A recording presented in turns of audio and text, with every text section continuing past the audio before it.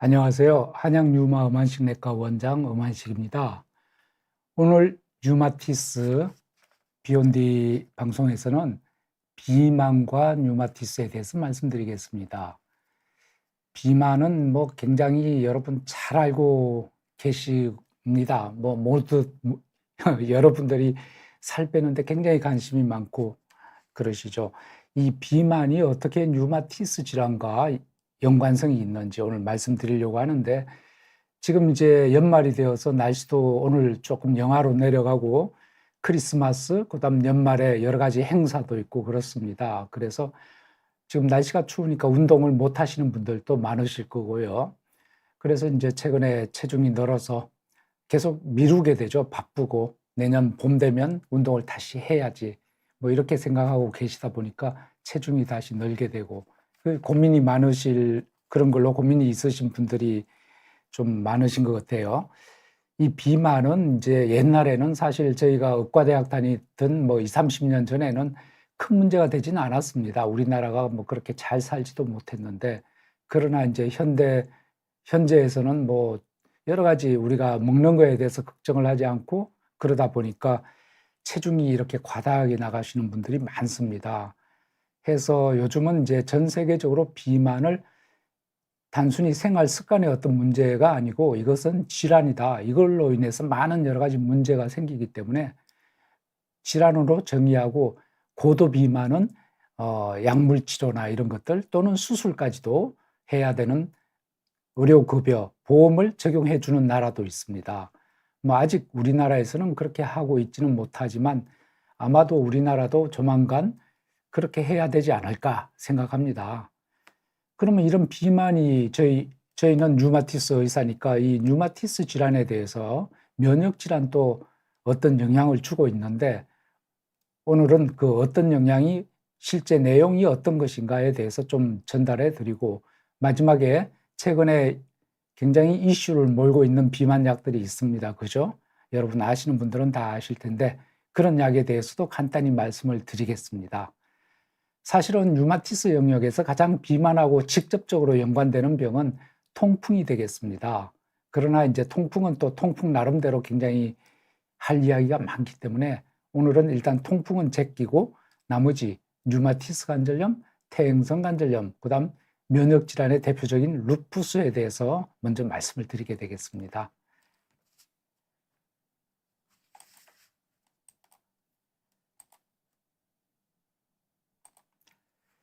일단은 이제 전반적으로 비만이 유발하는 여러 가지 질환들이 있습니다. 대표적 질환들을 한번 훑어보고 가겠습니다.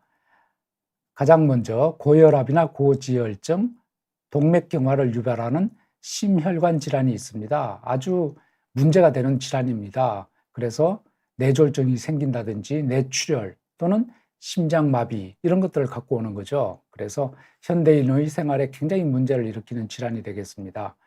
그 다음, 이 비만은 인슐린의 저항성을 증가시키게 되겠습니다. 그래서 성인형 당뇨, 2형 당뇨, 흔히 우리가 알고 있는 당뇨를 발병을 초래하게 됩니다. 그래서 이게 심혈관 질환, 당뇨, 이게 가장 큰 문제인데, 이런 아주 성인병의 대표적 질환을 비만이 유발한다. 그 다음에는 이제 비만이 아무래도 이제 지방이 많이 생기는 그런 질환이다 보니까 이 지방이 간에 가서 축적이 되게 되면 지방간이 되고 간 기능을 나빠지게 하게 되고, 이것이 나중에는 간경화, 간경변, 심지어는 간암으로 진행할 수도 있습니다. 또 여러분 이제 체중이 많이 나가시는 분들은 밤에 잠을 잘 때 코를 골게 됩니다. 그러면서 이제 호흡도 잠시 중단되는 경우가 있습니다. 이런 것들이 반복되게 되면요, 충분한 수면을 취할 수가 없어서 심각한 피로감을 느끼게 되고 집중력이 저하되게 되겠습니다. 그래서 이제 낮에 일상생활이 힘들게 되겠죠. 그 다음에 이제 우리 관절염인데, 여러분 비만은 관절염, 퇴행성 관절염, 무릎 관절염, 이런 것들을 많이 일으키게 됩니다. 여러분 잘 알고 계시는 거죠. 그리고 여기에 대해서는 지금 다음 나중 슬라이드에서 저희가 다시 리뷰하게 되겠습니다. 그 다음에 일부 암, 특정 암 중에 유방암이나 대장암과 같은 경우에도 비만이 작용을 한다는 것이 알려져 있습니다. 굉장히 무서운 거죠. 그 다음에는 이제 비만하신 분들은 아무래도 자기의 이 비만한 그런 모습에 대해서 굉장히 우울증을 느끼고, 그 다음에 불안한 그런 것들을 느끼는 경우가 많아서 정신건강 측면에서도 굉장히 좋지 않다, 이렇게 알려져 있습니다. 이러한 비만이 우리 몸에 구체적으로 어떤 그런 영향을 끼치는지 살펴보면, 혈당 조절이나 그다음 지방 대사 등에서 신체의 대사 기능을 굉장히 저하하게 되겠습니다. 그 다음에는 다양한 호르몬의 불균형을 갖고 와서 여성의 경우는 생리불순이나 불임, 이런 것들을 가져올 수도 있습니다. 또한 면역 체계를 약화시켜서 감염에 취약하게 해서 이런 면역력 저하 현상을 갖고 옵니다. 앞에서도 말씀드렸지만 비만이 있는 분들은 만성 피로와 또 외모에 대한 불만이라든지 여러 가지 불편한 점 때문에 삶의 질이 굉장히 저하가 되겠습니다. 지금부터는 이제 우리 류마티즘에 관해서 말씀을 드리게 되겠습니다. 류마티스 관절염과 비만에 대해서 말씀드리면, 비만이 류마티스 관절염에 끼치는 영향이 있고, 류마티스 관절염이 또다시 비만 쪽으로 영향을 주는 그런 것으로 나눌 수가 있겠습니다. 먼저 비만이 류마티스 관절염에 주는 영향을 보면, 이 비만 자체가 몸 전체에 만성적인 염증을 유발하게 되겠습니다. 여러분 아시다시피 류마티스 관절염도 염증 질환이 되겠습니다. 그래서 이 비만이 염증을 좀 더 악화시킨다. 그 다음에 이제 이 비만 자체가 관절에 부담을 줍니다. 아무래도 체중이 늘면 관절이 힘들겠죠. 이러한 것들은 안 그래도 류마티스 관절염으로 인해서 통증이 증가되어 있는데 더욱더 악화를 시키게 되겠습니다. 그 다음에 이런 비만이 염증 반응을 증가시켜서 관절의 연골과 뼈 손상을 증가시키게 되겠습니다. 이러한 것들은 다시 관절 기능을 저하시키고 관절 손상을 가속화시키게 되겠습니다. 그 다음에 이제 비만은 우리 류마티스 관절염의 치료약에 대한 반응을 떨어뜨립니다. 그래서 치료 효과가 감소되는 안 좋은 효과를 나타내기도 합니다. 자, 반대로 류마티스 관절염이 비만을 만들기도 하는데, 관절이 아프신 분들은 운동을 잘 못해요. 그죠? 그래서 운동이 안 되니까 칼로리 소모가 안 되어서 다시 비만이 생길 수도 있습니다. 그 다음 류마티스 약물 중에 스테로이드가 있습니다. 이런 약제를 오래 쓰다 보면 체중이 증가할 수도 있습니다. 그래서 오히려 류마티스 관절염으로 인해서 비만이 좀 더 생기는 경우가 있다. 그래서 이렇게 주거니 받거니 하면서 병도 나빠지고 살은 더 찌고 이렇게 안 좋은 그런 사이클을 돌게 되겠습니다.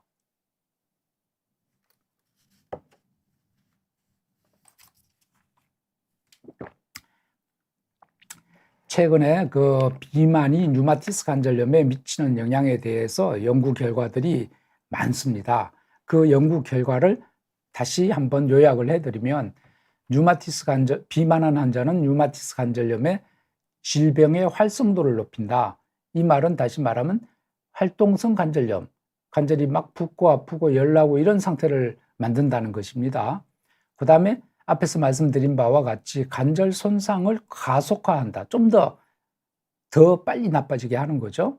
그 다음 당연히 삶의 질이 저하가 되고, 그 다음에 이제 류마티스 관절염의 치료 목표를 우리가 찾고 있는데, 이 치료 목표에 도달하기가 쉽지 않다. 비만한 분들은 치료가 잘 안 된다는 말입니다.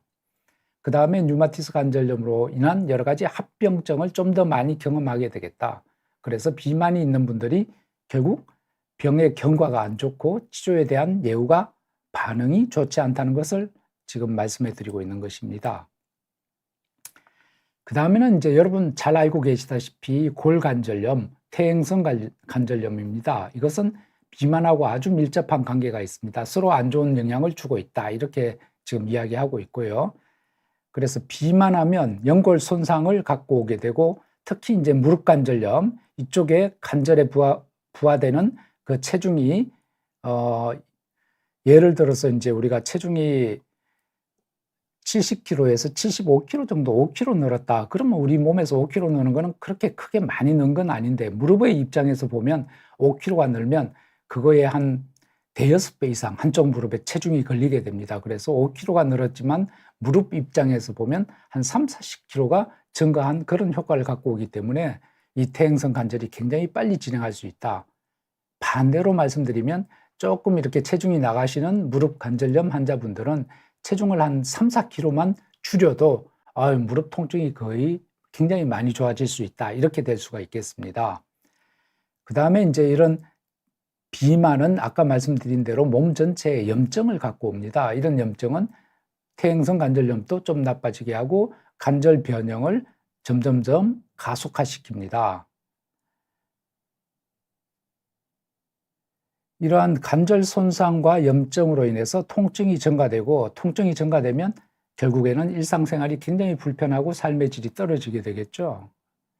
그래서 골관절염과 비만도 굉장히 밀접한 관계가 있고 서로 좋지 않은 영향을 준다.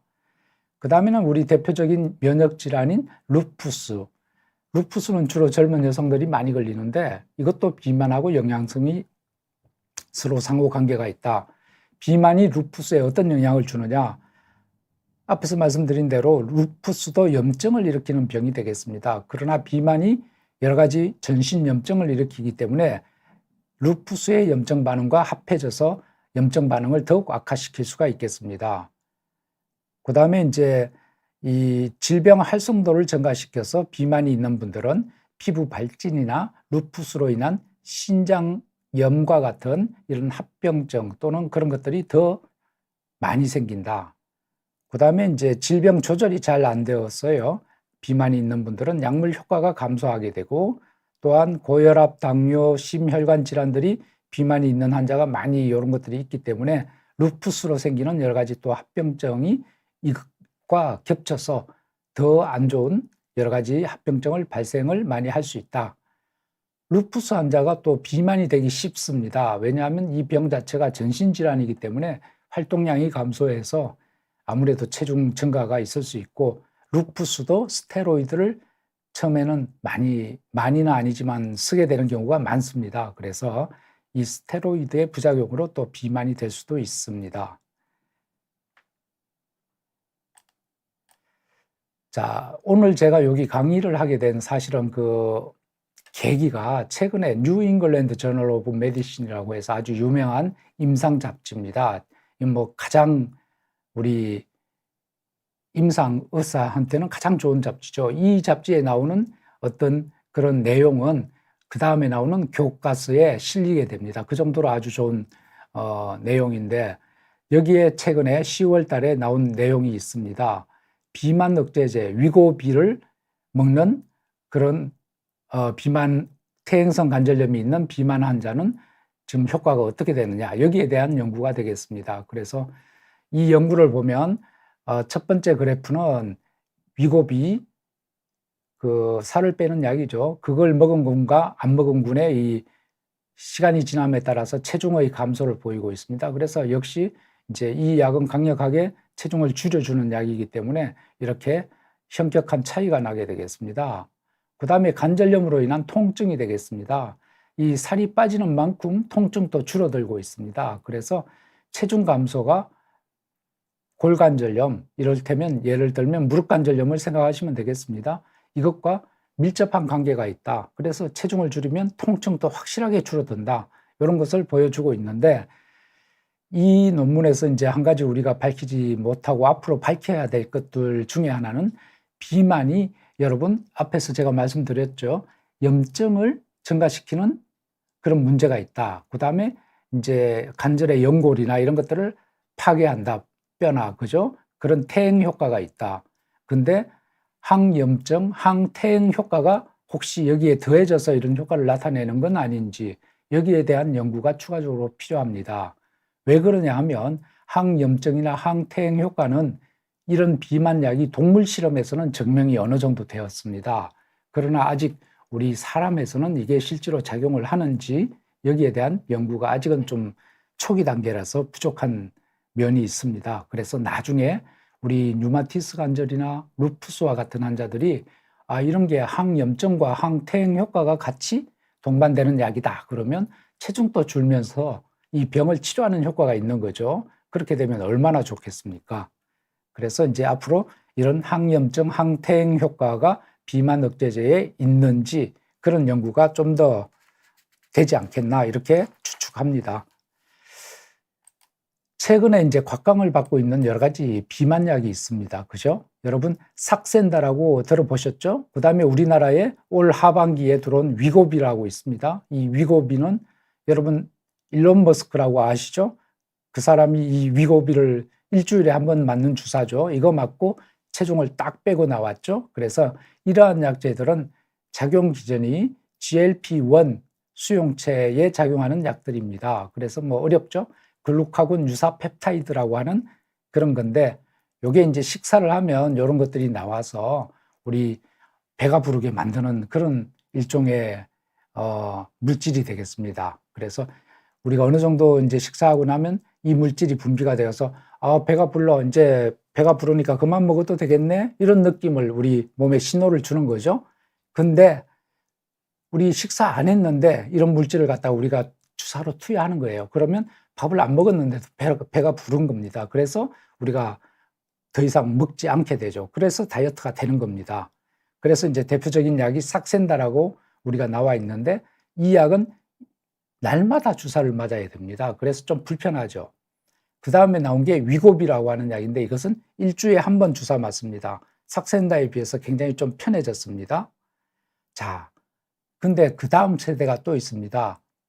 작용 기전이 앞에서 말한 GLP-1 플러스 GIP라고 해서 GLP-1에다가 또 그런 작용을 하는 한 가지 물질이 더 추가가 되었습니다. 위억제 펩타이드라고 해서 이런 약제가 마운자로 또는 젯바운드라고 해서 마운자로는 우리나라에서 사용하는 이름이 되겠고 젯바운드는 미국의 상품명이 되겠습니다. 같은 약입니다. 이 약은 지금 앞에서 말씀드린 약보다 효과가 더 좋다고 합니다. 이 약은 아마 내년 상반기에 우리나라에 상륙할 것으로 예상하고 있습니다. 밑에 나온 데이터를 한번 보시면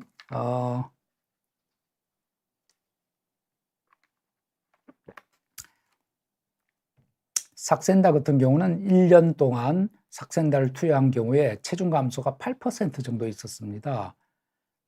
그 다음에 이제 위고비라고 하는 약은 1년을 좀 넘고 2년은 안 되네요. 이 정도 투여했을 때 체중 감소가 15%, 삭센다의 거의 2배 가까이 되죠.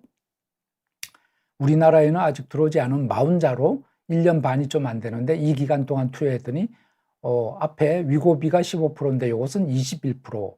그 체중이 원래 시작 스타트 용량의 21%나 빠진다는 거죠. 굉장한 겁니다. 21% 빠지면.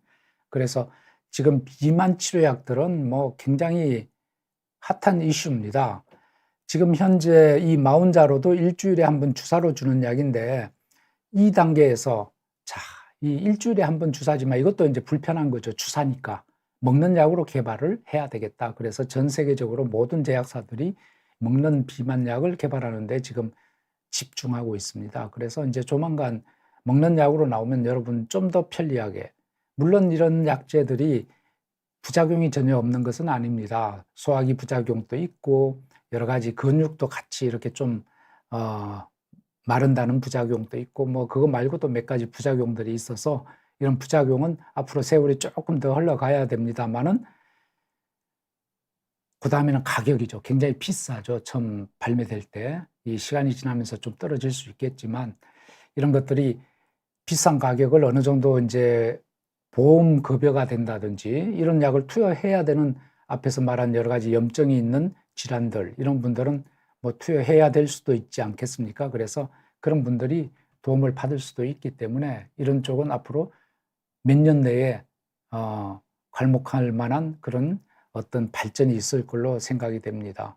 그래서 제가 오늘 요 정도 말씀드렸고 마지막 슬라이드는 이것을 정리하는 내용입니다. 아주 뭐 내용의 핵심은 단순합니다. 비만이 있으면 류마티스가 걸리거나 류마티스 질환이 걸렸을 때 이 병을 나빠지게 하고 또 류마티스 병이 걸리면 비만이 되고 비만이 되면 다시 또 병이 나빠지고 아주 악순환을 하는 거죠. 그래서 이 사이클을 끊어야 되는 거죠. 그러려면 운동을 하든지 아니면 비만을 줄이는 비만 억제제 치료약을 먹든지 해서 이렇게 줄이는 것도 앞으로는 한 가지 치료 방법이 될 것이다. 이렇게 말씀드릴 수가 있겠습니다.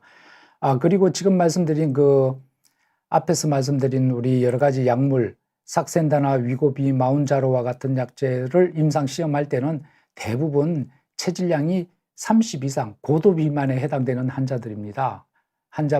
환자라고 하긴 그렇지만, 그래서 사실 우리나라는 이제 이렇게 고도 비만이 많지는 않기 때문에 너무 또 이 젊은 분들은 날씬해지기 위해서 이런 약제를 과용할 수 있는 가능성이 있기 때문에 지금 현재 국가에서도 너무 BMI가 체중이 그렇게 비만하지 않은 분들까지 이런 약제 사용하는 데 대해서 굉장히 좀 우려감이 없잖아 있습니다. 그래서 앞으로 이런 약제는 적절히 사용해야 될 것으로 생각합니다.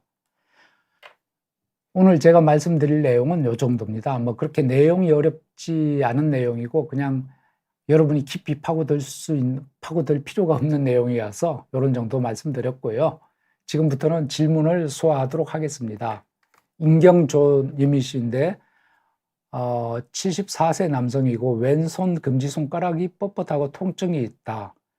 손가락을 사용할 일은 별로 없다. 류마티스 정형외과, 신경외과 어느 과로 가서 진료를 받아야 하는지, 관절염 약도 복용하고 손가락 찜질도 많이 하고 있는데 크게 효과는 없다.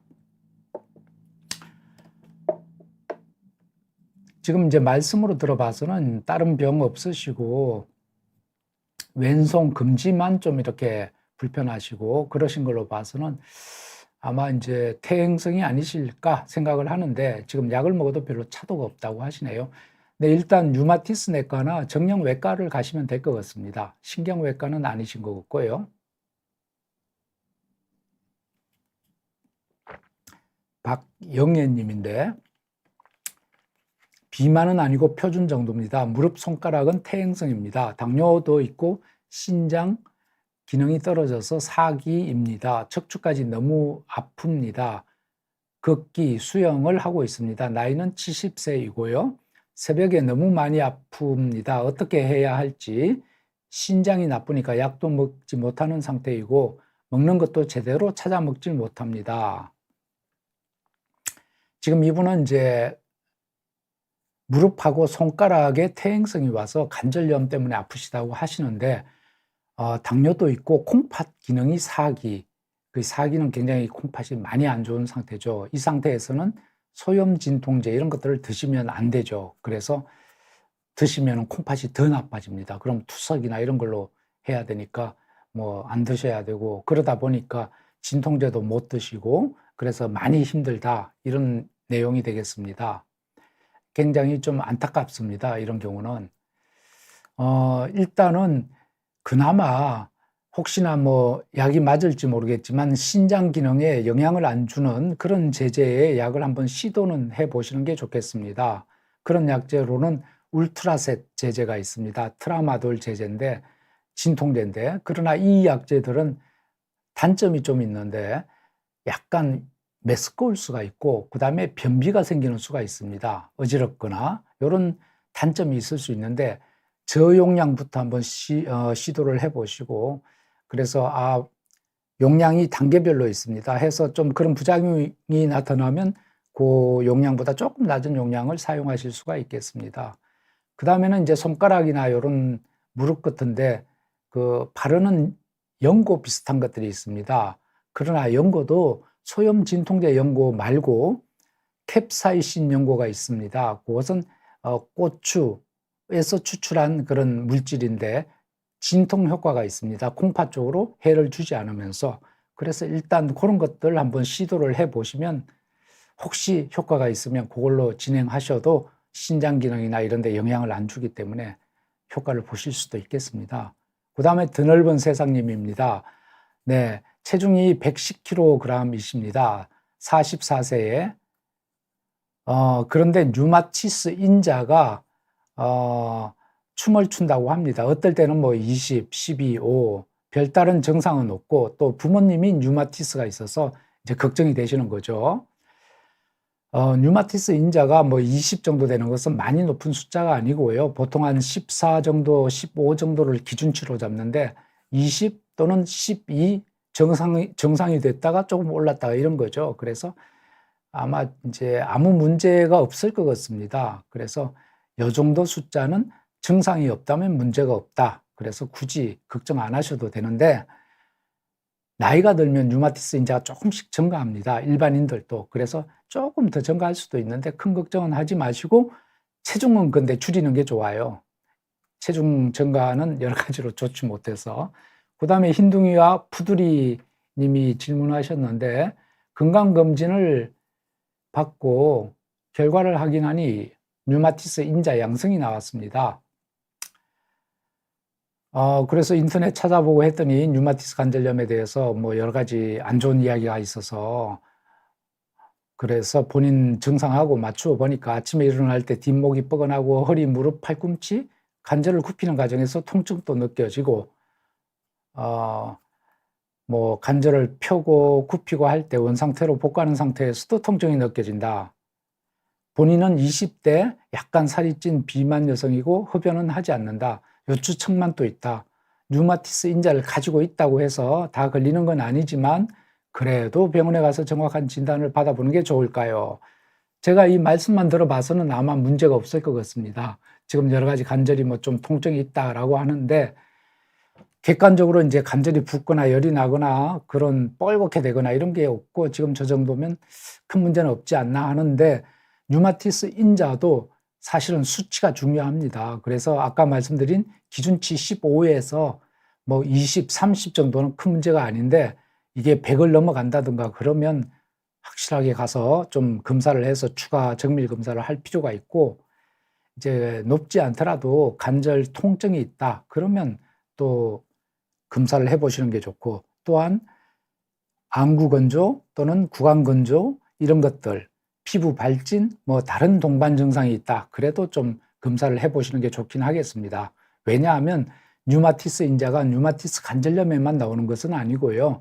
정상인도 나오지만 여러 가지 다른 질환, 루푸스나 쇼그렌 뭐 그런 질환에서도 혈관염 뭐 이런 여러 가지 질환에 나올 수가 있습니다. 그래서 한번 불안하시면 가까운 류마티스 내과 가서 한번 진료하시면 안심되게 진료가 될 수 있습니다. 행복한 동행자 분님인데 이분은 67세인데 류마티스가 30년 되었습니다. 체중도 18kg 감량하였는데 통증이 계속 있습니다. 요즘은 소론도를 하루에 하나씩 먹는데 괜찮을까요? 오른쪽 무릎이 아파서 매일 소론도를 한 개씩 먹고 있습니다. CRP는 5.67, ESR은 120입니다. 네, CRP, ESR은 염증 수치가 되겠습니다. CRP 5.67은 0.5가 정상인데 굉장히 높은 수치고 ESR도 20 정도, 30 정도가 정상인데 좀 많이 높습니다. 무릎 관절이 굉장히 큰 관절이기 때문에 여기에 염증이 생기면 이렇게 염증 수치도 올라가게 되고 지금 많이 아파서 소론도를 하루에 하나씩 복용하고 있다. 좀 심하신 분인 것 같습니다. 그래서 류마티스도 오래되었는데 아직도 관절염이 저렇게 활동성을 보이고 있는 것 같습니다. 뭐 지금 단계에서 제가 정확히는 이분의 상황을 모르지만 필요하다면 무릎에 물을 빼고 스테로이드 주사 이런 것들을 관절 주사를 놓을 수가 있겠습니다.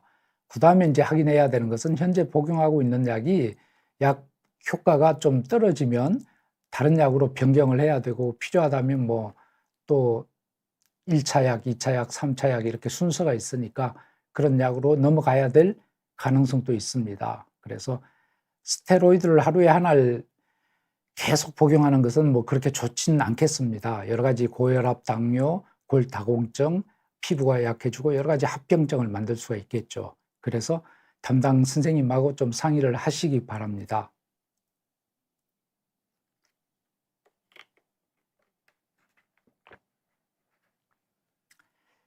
그 다음에 아직은 청춘이다 님인데 여성 45세 경도의 비만이신 분입니다. 친구들도 류마티스 걸렸다는 분들이 많고 해서 여쭈어 봅니다. 본인도 지금 위험군인지요.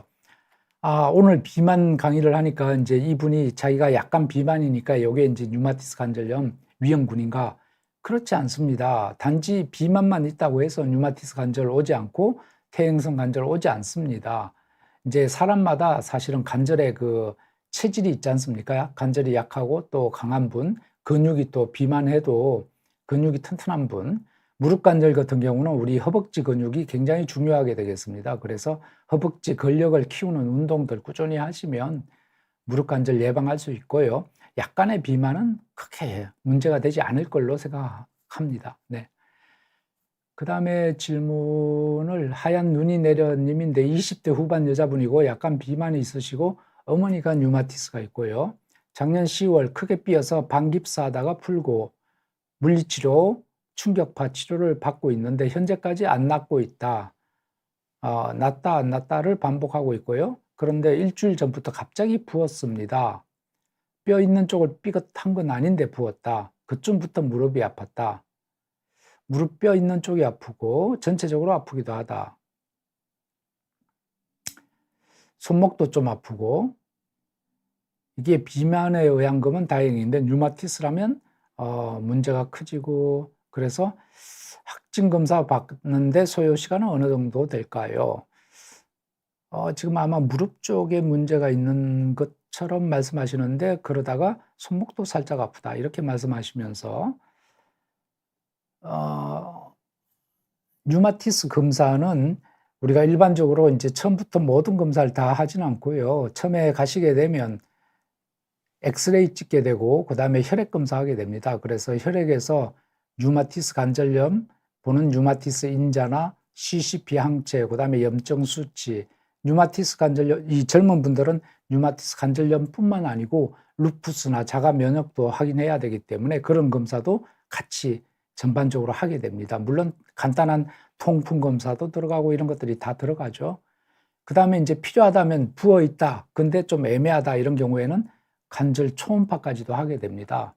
사실은 뭐 저 같은 경우는 우리 류마티스 관절염 환자 10명 중에 한 8명 정도는 엑스레이랑 혈액 검사로 거의 그다음 진찰소견이죠. 병력하고 이걸로 거의 진단이 됩니다. 근데 이제 10명 중에 한 1명 정도, 1명 반 정도는 초음파가 필요하기도 하고요. 확실하게 이게 관절염이 있는지 확인하기 위해서. 그다음 아주 드물지만 100명 중에 한 1명 정도는 그걸로도 조금 애매해서 MRI 같은 경우를 할 수도 있겠습니다. 더 정밀 검사. 그래서 그런 검사를 하면 엑스레이는 당장 나오지만 혈액 검사가 좀 시간이 걸립니다. 보통 한 1주 가까이 걸립니다. 그래서 1주 후에 오셔서 검사 결과 확인하면 진단받게 되겠습니다. 행복한 동행자님,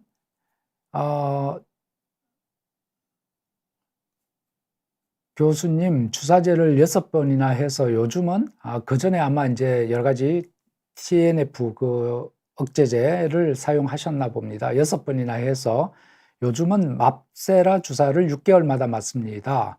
그 맙세라 주사라고 하는 것은 우리가 B세포 임파구를 억제하는 그런 면역 주사제가 되겠습니다. 생물학적 제제의 일종입니다. 6개월마다 맞게 되는데 원장님 병원에서도 주사제 치료를 하나요? 네, 앞에서 이제 염증 수치가 아주 높고 그 관절이 잘 조절이 안 된다고 하시는 분입니다.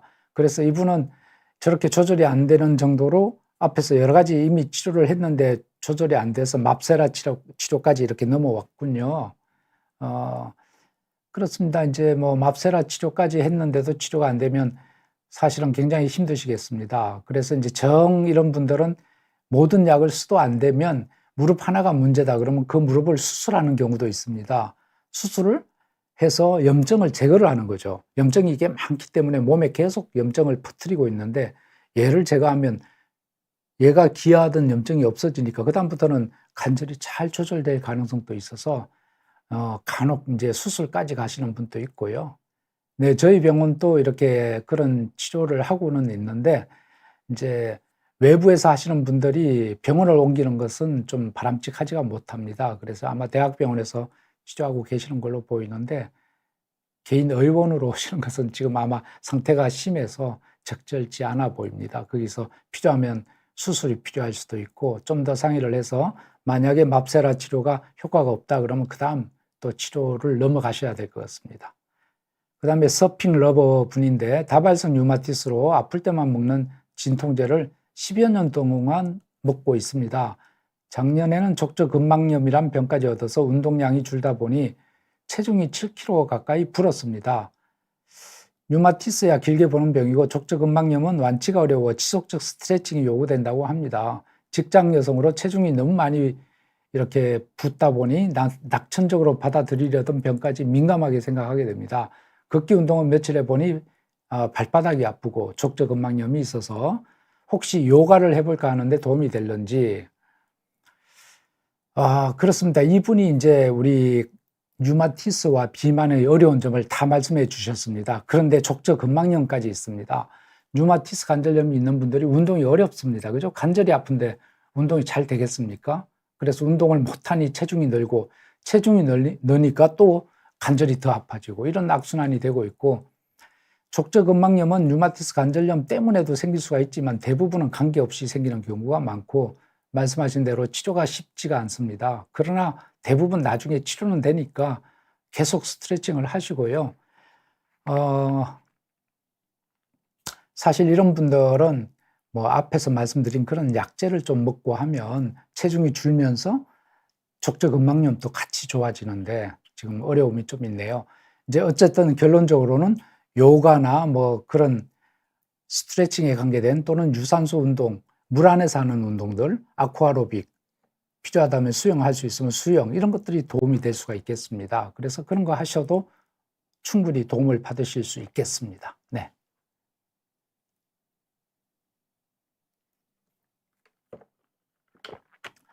다음 질문은 홀리 해피님인데요.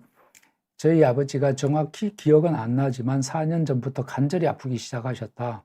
일어선 상태로 손가락을 많이 움직여야 하는 직업이라서 일을 그만둘 수도 없고 무릎이랑 손가락, 손목이 많이 아프다. 너무 아파서 잠을 잘 못 주무신다.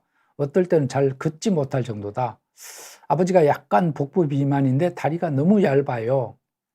류마티스 관절염이라고 얼핏 들은 것 같기도 하다. 치료를 어떻게 할 것인지. 글쎄요, 지금 아버님 연세가 뭐 어떻게 되는지 모르겠는데 지금 무릎, 손가락, 손목 여러 군데가 아프다고 하셨고, 지금 이제 단순히 아프기만 한 건지 이 무릎이나 손가락, 손목 이런 데가 물이 찬 듯이 붓고 열나고 뻘겋게 되는지 이런 것들이 중요합니다. 그래서 만약에 이제 퇴행성이 무릎이나 손가락, 손목 이렇게 동시에 여러 군데 오는 경우는 좀 드뭅니다. 퇴행성은 주로 이제 무릎이나 손가락 이렇게 뭐 이 일정 부분 그런 데만 오는 거죠. 복부 비만하고는 지금 상관이 없을 것 같고 일단은 정확한 진단이 필요하실 것 같아요. 그 다음에 이제 어떤 치료가 정해지겠죠. 그래서 가까운 류마티스 내과를 한번 보셔야 될 것 같습니다.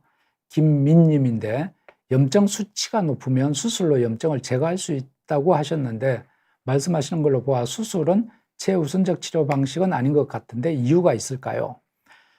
방금 말씀하신 그 앞에서 질문하신 분의 무릎 관절 수술은요, 류마티스 관절염에 있어서 지금 상태에 있어서 이제 그런 걸 고려한다는 뜻입니다. 일반적으로 류마티스 관절염 약물 치료가 우선입니다. 요즘은 수술 거의 하지 않습니다. 진짜. 옛날에는 수술했습니다. 그런데 이것은 전신질환이기 때문에 수술을 해도 그 자리에 또 류마티스 관절이 재발할 수도 있고 그다음 다른 관절이 또 그렇게 될 수도 있기 때문에 이게 수술이 그렇게 우선적 치료 방법이 전혀 아닙니다. 요즘은 가능하면 약물로 치료하고 좋은 약들이 많아서 이렇게 잘 따라가시면 대부분 큰 문제가 없는데 앞에 분은 상당히 예외적인 경우가 되겠습니다. 지금 저런 분은 100명 중에 1명 있을까 말까 합니다. 요즘 사실은.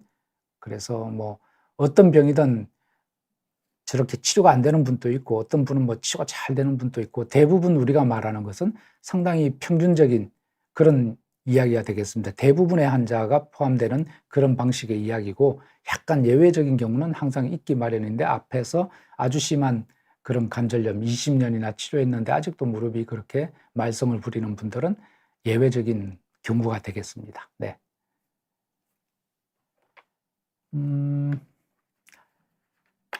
그래서 오늘 40분인데 이제 뭐 마지막 질문 하나 하고 여기서 마칠까요?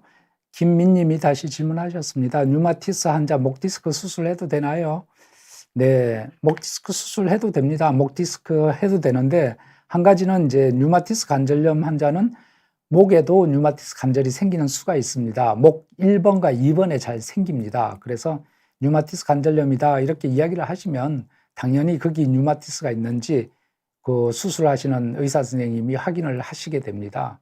그래서 뭐 거기에 만약에 류마티스가 있다 그러면 목 디스크 수술할 때 좀 신경을 많이 써야 됩니다. 그 전신 마취를 한다든지 또는 이 누울 때 목이 충격이 안 가게 조심해서 해야 되고 뭐 그런 주의사항이 있긴 한데 그것은 담당 주치의한테 목 디스크 수술할 때 주의할 점이 있는지 미리 류마티스 의사하고 상담도 하시는 게 좋겠습니다. 안전하게 수술하셔야 되니까. 네. 오늘은 이로써 질문도 제가 웬만큼 소화를 했고요. 그래서 뭐 어렵지 않은 내용을 비만과 류마티스에 대해서 말씀드렸습니다. 여러분 추운 겨울에 몸 조심하시고 날씨가 좀 춥더라도 운동 계속 하셔서 체중 잘 유지하시기 바랍니다. 감사합니다.